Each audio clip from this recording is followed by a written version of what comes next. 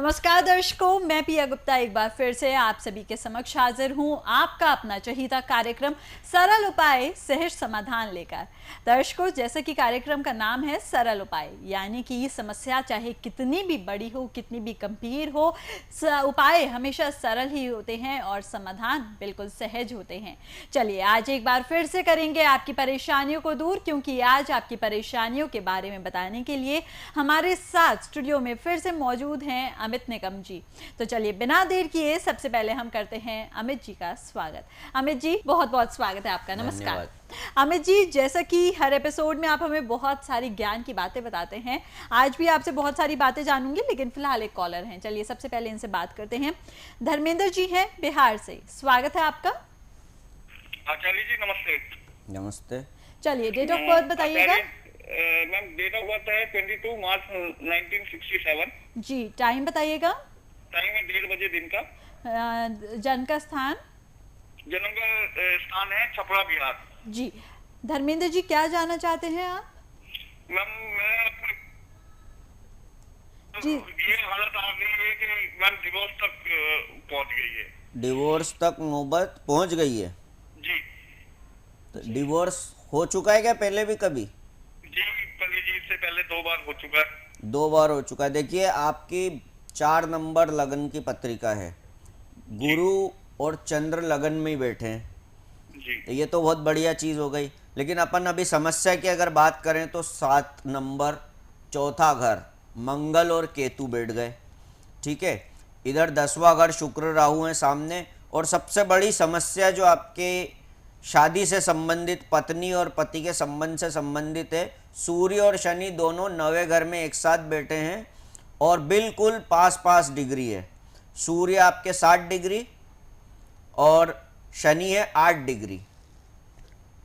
मतलब सूर्य और शनि जब भी अपोजिशन में हो, मतलब सूर्य और शनि एक दूसरे से 7वें बैठ जाएं या 7 में बैठ जाएं और शनि सूर्य के 15 डिग्री के करीब आ जाए, तो ऐसी स्थिति में शुक्र खत्म हो जाता है। शुक्र अर्थात पति और पत्नी का सुख। जिस भी व्यक्ति की पत्रिका में आप देखिए शुक्र जो है, शुक्र है ना पति पत्नी का सुख, वो नहीं है तो कहीं ना कहीं सूर्य और शनि जो है उनका आपस में या तो दृष्टि संबंध हो रहा है या वो साथ में बैठ गए। तो ये चौथा मंगल 7 नंबर का केतु के साथ, तलाक तो होना ही था। पत्नी की मृत्यु हुई, तलाक हुआ? सर तलाक हुआ है पहला तलाक हुआ है। ठीक है, अब आप ये चाहते हैं आपका भी तलाक का वो चल रहा है मामला या हो चुका है दूसरा? दूसरा तो भाग गई थी जी। अभी जो आपने बताया समस्या चल रही है वो क्या है? समस्या ये है, अभी डिवोर्स का चल रहा है, मेरी तीसरी शादी का डिवोर्स का चल रहा है। अच्छा, देखिए, अगर आप डिवोर्स लेते हैं तो आपका फिर से जो है तलाक हो जाएगा। यानी आप इसके बाद भी जब शादी करेंगे तो आपका तलाक हो जाएगा। ठीक है जी। तो आपको क्या करना है? आपको इसी शादी को बचाने की कोशिश करना है जितना संभव हो सके, है ना? ना कि आप पागल जैसी हरकतें करती हैं, मतलब उस तरह का उनका व्यवहार हो गया है। देखो, उनका जो भी व्यवहार है उसके लिए आप उनकी पत्रिका का इलाज कराएं। अगर उनकी कोई बीमारी, मानसिक शारीरिक किसी भी तरह की, उसका उपाय करें, पर कैसे भी अपनी शादी को बचाएं, क्योंकि आप इस शादी को भी नहीं बचा पाएंगे तो अगली शादी को भी नहीं बचा पाएंगे। ठीक है, आप सबसे पहले लिखिए, उपाय लिखिए।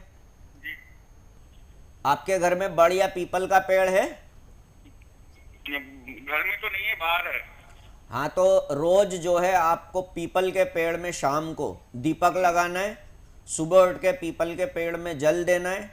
ठीक है, गले में या उंगलियों में जैसा चाहें गुरु मतलब पुखराज और मोती दोनों धारण कर सकते हैं। ठीक है, या गले में चांदी की चेन पहन सकते हैं, गले में सोने की चेन पहन सकते हैं, दोनों में से कोई भी एक, और दोनों रत्न हाथ में या गले में। अगर आप रत्न अफोर्ड नहीं कर सकते तो आप पीपल के पेड़ को जल दें और शाम को पीपल के पेड़ में दीपक लगाएं। बड़ के पत्ते पे, बड़ का पेड़ होता है ना, जी। बड़ के पत्ते पे आटे का दीपक बना के 4 मुंह वाला सरसों के तेल वाला, उसमें सरसों का तेल डालें, 4 बत्ती वाला दीपक बनाएं, आटे का अपने हाथ से बनाएं स्वयं, और पैदल जाएं कहीं भी हनुमान जी के मंदिर में रात को करीब 8 बजे सूर्यास्त के बाद, कम से कम 45 दिन तक तो सलंग लगाएं, ठीक है। कंटिन्यू, है ना। और उसके बाद भी लगाते रहें। वार की कोई शर्त नहीं है कि शनिवार को लगाएं या मंगलवार को लगाएं, किसी भी वार को लगाएं, रोज लगाएं तो सबसे अच्छा है। ये 2 चीज़ें तो आपको अभी फ़िलहाल करनी है शुरुआत में, और अपनी शादी को बचाने का प्रयास करें। ये मत सोचना कि इसके बाद भी आपकी शादी टिकना नहीं है, बहुत मुश्किल है, ठीक है। आप एक काम और कीजिए, जी आप हाथ में या उंगली में जी। लोहे का छल्ला या फिर हाथ में लोहे का कड़ा पहन लीजिए।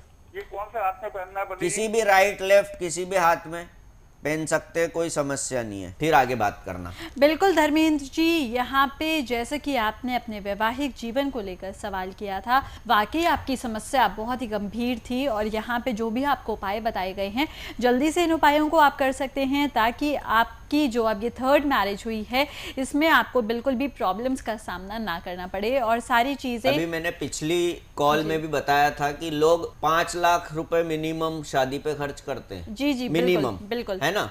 मगर वो 5,000 रुपए पत्रिका मैच कराने में, अपनी पत्रिका की समस्या का समाधान करने में, मैं तो कहता हूँ पत्रिका के अलावा आदमी को अपना शारीरिक चेकअप भी कराना चाहिए, उसकी तो कोई समस्या नहीं। कम से कम कुछ पैसा रिसर्च पे तो खर्च कीजिए। हाँ, पत्रिका दिखाने पे, मैच कराने पे खर्च करना चाहिए आदमी को, पर वो उस समय करते नहीं है। शादी कर लेते हैं, फिर तलाक की नौबत आ गई, झगड़े हो रहे हैं, परेशान हो गया हूँ, एक पत्नी चली गई है, दूसरी है वो भी जाने जैसी स्थिति में, अब पत्रिका दिखाऊंगा, अब पत्रिका मैच कराऊंगा, अब उपाय करूंगा, अब समाधान चाहिए। तो ये थोड़ा सा देर हो बिल्कुल सही बात है अमित जी। और दर्शकों, यहाँ पर अमित जी ने जो भी बात आपको बताई है बिल्कुल सही भी है। हम हमेशा कल के भरोसे बातें सारी टाल कर बैठ जाते हैं। हम हमेशा यही सोचने लगते हैं कि कल अगर ऐसा होगा तब हम सोचेंगे। या जब परेशानियों में चारों तरफ से इतने ज़्यादा घिर जाते हैं, जब हमें लगता है कि यार परेशानी तो वाकई बढ़ती ही जा रही है, समाधान हमें चाहिए, तब हम जाते हैं ज्योतिर्विदों के पास। तब हम सोचते हैं कहाँ जाएं, कहाँ से समाधान प्राप्त करें।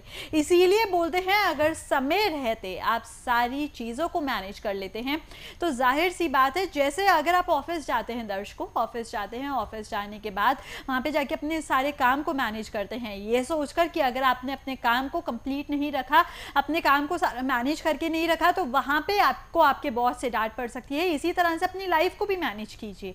समस्याएं आ रही हैं। एक बात और मैंने देखी है, जो लोग बार बार ज्योतिष के पास जाने से भी कुछ नहीं होगा। आप 50 बार पत्रिका दिखा लेंगे, उससे भी कुछ नहीं होगा। आप उपाय नहीं करेंगे तो आपको कोई फायदा नहीं है। और उपाय भी छोड़िए, आपने उपाय भी कर लिए, पर आपको उसके अनुसार कर्म भी करने पड़ते हैं। अब आप कर्म नहीं करेंगे, मैं आपको एक उदाहरण देता हूं। एक व्यक्ति हैं, उनकी पत्रिका में विदेश से धन कमाने का बहुत अच्छा योग है, और वो हर जगह जो मिलता है उसको ये बोलते हैं मेरी पत्रिका में विदेश से धन कमाने का योग है। जो देखता है बोलता है हाँ बिल्कुल योग है। सारे पंडित यही बोलते हैं मुझे, मैंने आज तक कमाया ही नहीं। उपाय भी कर लिए उन्होंने कई तरह के, जी, पर आज तक धन नहीं कमाया विदेश से। उनका मतलब बरसों से यही कहना है कि सारे पंडित जो है मुझे ये बोलते हैं, झूठ बोलते हैं, पत्रिका में योग बताते हैं विदेश से मैंने विदेश से कमाने। अब विदेश में व्यापार करोगे तो विदेश से धन कमाओगे। अरे खेती से आपको लाभ होना अगर आपकी पत्रिका में लिखा है, आपने खेती की नहीं है तो खेती से लाभ होगा कैसे? बिल्कुल बिल्कुल। आपको अगर शिक्षा में, एजुकेशन में आगे जाने का योग है, आगे पढ़ने का योग है, लेकिन आप पढ़ाई नहीं कर रहे हैं, आप काम धंधे में लग गए, पढ़ाई को छोड़ दिया है, तो वो योग किस काम आएगा? तो किसी भी चीज का योग का फायदा लेने के लिए उपाय से भी पहले जरूरी है वैसा कर्म करना। बिल्कुल ठीक है। आपके विवाह हो गई तो थोड़ा बहुत तकलीफ भोग के पत्नी के साथ निभाना भी जरूरी है, वो भी कर्म करना पड़ता है। तो हम लोग जो है इस चीज का ध्यान नहीं रखते कि सबसे जरूरी चीज है कर्म करना, दूसरी जरूरी चीज है समय पे। देखो ज्योतिष का फायदा तब है जब आप उससे उपाय करके अपनी मुसीबत को टाल, वरना अगर मैं किसी को बता दूं कि आपकी पत्रिका में तो तलाक का योग है तो वो बोलेगा तलाक तो मेरा हो ही रहा है, अब इसमें नई बात क्या है। ये आपकी पत्रिका में बेरोजगार होने का योग है, वो बोलेगा हाँ मैं बेरोजगार ही हूँ, 2 साल से घर बैठा हूँ, अब इसमें नई बात क्या है। जी। उसका निदान करना ही एस्ट्रोलॉजी या ज्योतिष का मुख्य जो है वो आधार है, वही सिद्धांत है। लेकिन खाली उपाय के भरोसे नहीं, कर्म भी उतने ही जरूरी हैं। हम लोग बार बार कर्म को भूल जाते हैं, लोगों को लगता है रत्न पहन लूंगा तो एकदम से कुछ ना ठीक हो कुछ जाएगा। सब ठीक हो जाएगा। जी। कर्म के बिना रत्न भी कुछ नहीं कर पाएगा और कोई उपाय कुछ नहीं कर पाएगा। बिल्कुल बिल्कुल अमित जी, बिल्कुल सही बात आपने बताई है हमारे दर्शकों को कि यहाँ पे सबसे जरूरी है दर्शकों अपने कर्मों को सुधारना। जब तक आप कर्म नहीं करेंगे, आप ये इच्छा बिल्कुल भी मत कीजिएगा कि आपके सामने जो आपको रास्ता बताया गया है या जिस रास्ते पर आपको जाने के लिए कहा गया है वो रास्ता आपको अपना आप ही मंजिल के पास ले जाएगा, जब तक आप उस रास्ते पर चलने का प्रयास नहीं करेंगे। यही सारी जानकारी, यही सारी महत्वपूर्ण बातें हमें अमित जी बता रहे हैं इस कार्यक्रम के माध्यम से। अगर कोई भी सवाल, कोई भी परेशानी आपके जीवन में भी है तो आप अमित जी से जुड़ सकते हैं। फिलहाल इसी के साथ हम आगे बढ़ते हैं। जैसा कि अमित जी यहाँ पे आपने अभी जिक्र किया था कि रत्न पहनने से भी कुछ नहीं होगा, एक सवाल हमारे दर्शकों के जहन में हमारे ये कार्यक्रम देखकर उठता जरूर होगा कि फिर हम रत्न कब पहने और कब नहीं पहने। देखिए, नॉर्मली पराशर शास्त्र में महर्षि पराशर ने 1, 5 और 9 घर का, मतलब 1st, 5th और 9th हाउस के लॉर्ड का रत्न पहनने के को शुभ बताया है, अच्छा बताया है। और दूसरा घर मारक कहा गया है, 7वां घर भी मारक है, तो 2nd हाउस का मारक का रत्न, 7th हाउस का